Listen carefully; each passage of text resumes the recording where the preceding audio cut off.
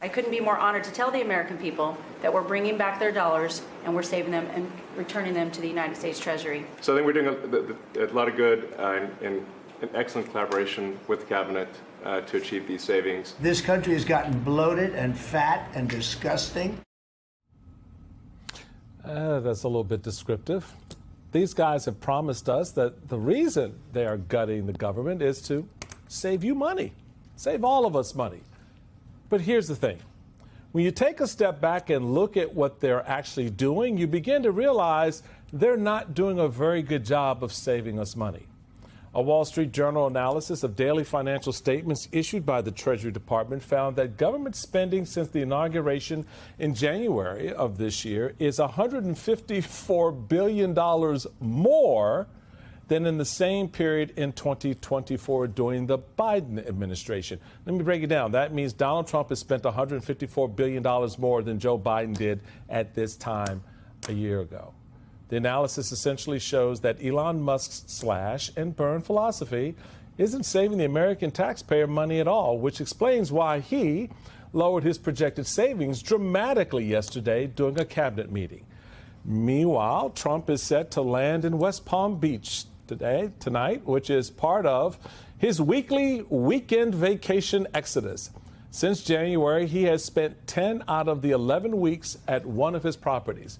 According to one estimate published in 2019 by the Government Accountability Office, each trip to Mar-a-Lago, and this is in 2019 dollars, cost the American taxpayer roughly $3.3 million.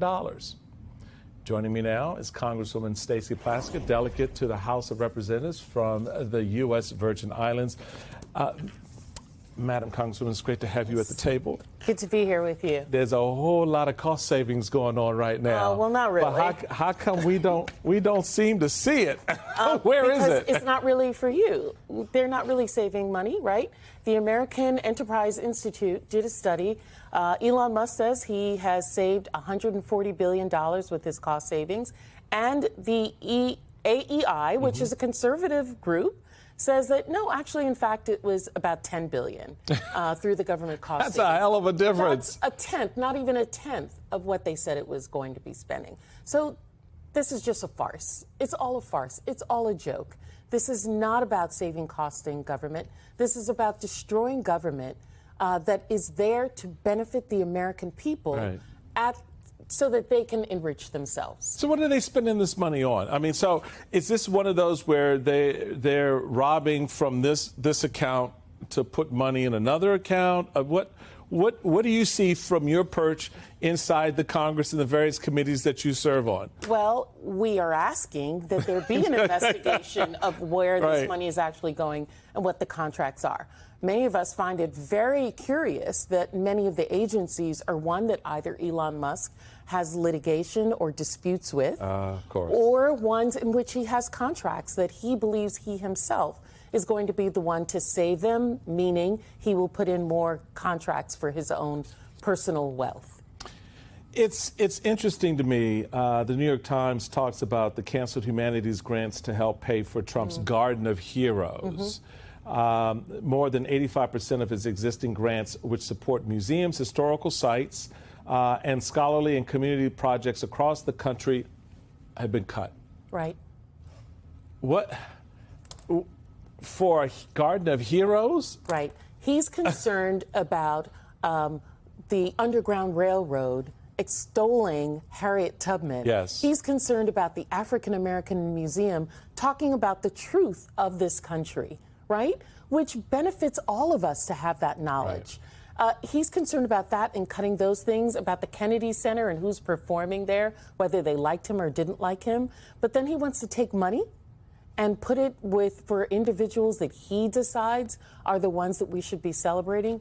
Really? I don't trust his taste for him to make the decision about. Well, since he's got to paint his face on everything, I'm just not, it's color coordination. It's Friday. It's Friday evening. We can go there a little bit. We can be a little petty. And I haven't even had any adult beverage yet.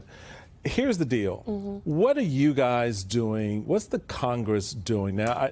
we were talking a little bit before about the lack of collegiality, the lack of Sure. sense that this institution Right. still matters. Right. That this institution on the Hill Right. still has value in the proposition of this enterprise known as America. Sure. How do Democrats work? I mean, what levers can you push or pull to get the answers to a lot of the things that are happening, or more importantly, stop it, Right. slow it down? Well, we are attempting to slow it Make down. it turn a corner. Things like Do Cory something. Booker doing his filibuster Right. slows it down. Having our own independent hearings that the Democrats are starting to have, because we don't have the power to call witnesses. Right. We don't have the power to subpoena people or decide what a hearing is going to be on. But we sure enough can have discussions on our own, whether it's in our districts or in Republicans' districts, sharing with them what's happening. We have the bully pulpit, but Michael Steele. The party that you belong to and the party that I belong to. I worked for Republican Senate members of the House. I worked in the Bush administration. Those Republicans are shook. Yeah. Trump has them shook. Yeah. They're not willing to do the job that people have sent them there for, which is to ensure that this project, Call America, that our parents fought for, my dad fought in the Korean War for, is there for them and they're good. Yes, there are things that are wrong in our government. And as my dear friend Jahana Hayes said last night, we want to take out garbage out of government. Well, take out the trash. Don't burn down the house.